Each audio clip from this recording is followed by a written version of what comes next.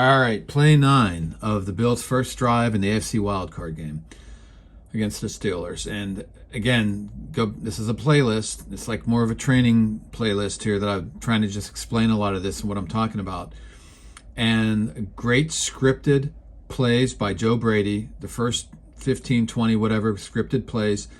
And he's had 3 plays on the first down, took a little matriculation, then a big pass to the tight end, a little bubble to Diggs on the receiver, bubble screen, and then a couple more plays for a first down, and then another, a nice RPO run by Cook, and they're way down the field. Now, this was the last play where the run by Cook. I'm just showing you this because, again, part of my training here is being careful what commentators are saying. Not saying that everybody out there thinks commentators they do a good job to a degree, and they also have to do it live. And I said that on one of the other videos. I get it. That it's much harder live than on film, and I think in most part they do a decent job. They just sometimes say some crazy things, and Romo gets real excited sometimes, Tony Romo. Sometimes he's right on, then other times he says some crazy stuff. And he was saying they're only running when Heyward's out of the game. So he's showing how these 2 tackles are not named Heyward, Cameron Heyward, and they're running. But that's a very selective information. And earlier in the drive, I showed in the other vids where Heyward's in the game and they run, or Heyward's not in the game and they pass. But at the end of the drive, he's right. They didn't run when Heyward was in the game. So here they run it without Heyward, okay? Then they come up here, Heyward's back in the game, and they throw it. Oh, no, they run it. No, Heyward's not in the game yet. The next play, the last play of the drive, Heyward goes back in, Romo points it out, and they throw it. So, and they run it here when he's not in the game. So there you go. 3 in a row.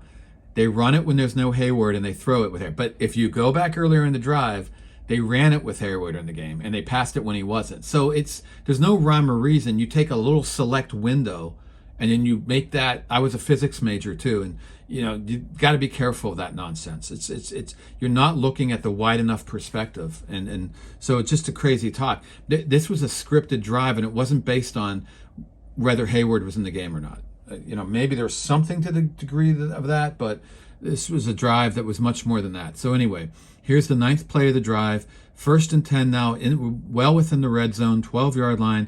They're staying with the 3 wide receivers and 1 tight end. That's a 1-1, 1 running back, 1 receiver, 11 personnel. Okay. The Steelers are staying in their nickel. They have 2 linemen, 2 edge guys, linebackers, and these linebackers. There's Sullivan. They're staying with their nickelback cornerback. Okay. There's Fitzpatrick coming down as safety. Rose staying back deep. There's Patrick Peterson, the veteran. And there again, Porter. They like to get Porter up close in press coverage. Okay. So he's their best cover guy.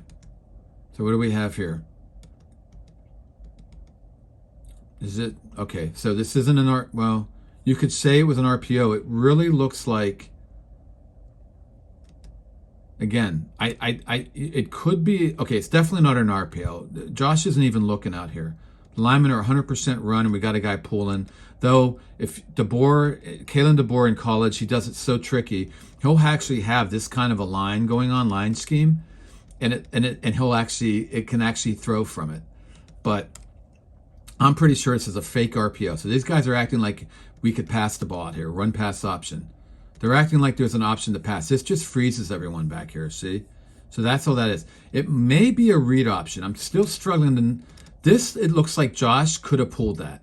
If you go back to my play number 2 of this series, that video for that, Josh looks like it's 100% a handoff, the way he's giving it. Here it looks like he could pull it. I'm not 100% sure. It doesn't... I mean, it matters only to the degree that these guys know what they're doing. That's all that matters. And the point is, what's the difference between, if it's all play fake? Okay, so if this is just a fake RPO, then we have no decision to make there. Now, if this is a read option, then he does have a decision to make here. If it's a fake read option and it's a pure 100% give to the running back and obviously a pulling tackle, like a counter. Yeah, this is a counter and a power counter. They haven't done this yet. Most of it was zone blocking. So this is their first power counter. Looks like, yep. So my guess is it might still be fake all the way and a 100% give, because when it's 100% give, You don't have to read anything. He's 100% going downhill. These line is blocking downhill, and you get an advantage in the power ideal, in the power part of the power spread. You get the advantage there. If it is a read, then it's more towards power spread. If you really had two reads out here and here, that's like an RTO, run triple option. You can throw it, you can run it, the QB can run it, the running back can run it, or you throw it. There's a lot of reading. The benefit of that is you can really make the defense wrong. Okay, that's a real spread ideal. If it's only one read and it's a mix between power and spread. If it's no reads and it's just fake, it's pure power. And there's nothing reading. So now the advantage of that is no hesitancy, nothing hesitant at all. One way we're going, man. We know exactly what we're doing. So you try to mix and match all this and try to find the balance. You want to have aggression. When you're not reading anything, man, it's pure aggression. When you're reading a ton, it's a lot of spread or a lot of variety. Okay. In the middle is the flexibility. How do you find that flexibility in your play calls, in your game plan, in your scheme? You know, that's all the key there is the flexibility. That now that we have so much at our disposal, these teams have so much at their disposal now. 100 and some years of history of football, and they're and now the last piece, you have running quarterbacks in the NFL, not just in college, and now together, the whole thing's at your disposal.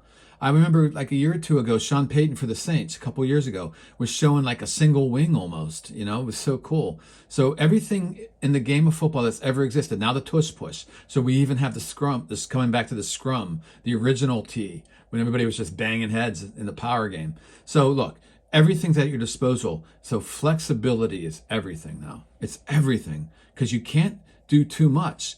You can't have your guys, you want to make it easy for your guys, hard for these guys when you're on offense. Okay, if it's too easy for this, then it's easy for them. If it's too hard for them, you know, too hard for them. I mean, you got to have the balance. You know, it's all about the balance. It's all about the flexibility. So this is what it's definitely not reading the RPO. So it's not an RPO. It might be a read option with an RPO look.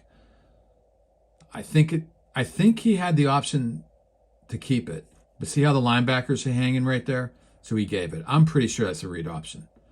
The second play, I don't think so. I think that was a 100% give. I think this is a read option with a fake RPO. Ends up giving it. Good read. These guys were late getting over there. But, wow. Look at HIGHSMITH. Look at this maniac. What a maniac. We're just talking talent now and attitude. Look at this guy. Jeez. That's the thing about the NFL. These guys are so good. And in the line, it's, you know, Adams is in there. The other nose, the double nose tackles in there. I like that idea on the personnel. That's a personnel shift by Tomlin. Double nose tackles. Look at Golden, the backup for Shaw in the game. Wow, what a job. Blasting in there. And then, of course, the safety coming down hard. We're loading the box a bit. And, yeah, they were sort of reading that maybe Josh is keeping it. Maybe Josh was never going to keep it. I don't know. Maybe I'm wrong on that. It was a read or it wasn't. I'm not sure. But good job by the Steelers. He still gets a couple of yards, though. What did he get? It's 3 yards. See that? Because just all the good scheming, all the good scripted plays coming down the field. Even when I don't think you could play that any better on defense. He still gets 3 yards. You couldn't have a more maniac guy like HIGHSMITH on the edge there, but he still gets 3 yards because it's tough to stop this when you're mixing all this stuff and you're doing it pretty simple. That's why Tomlin's thinking right now, if we keep them out of the end zone, that will be the key. Let's see if they do. We'll go to the last play on the next video.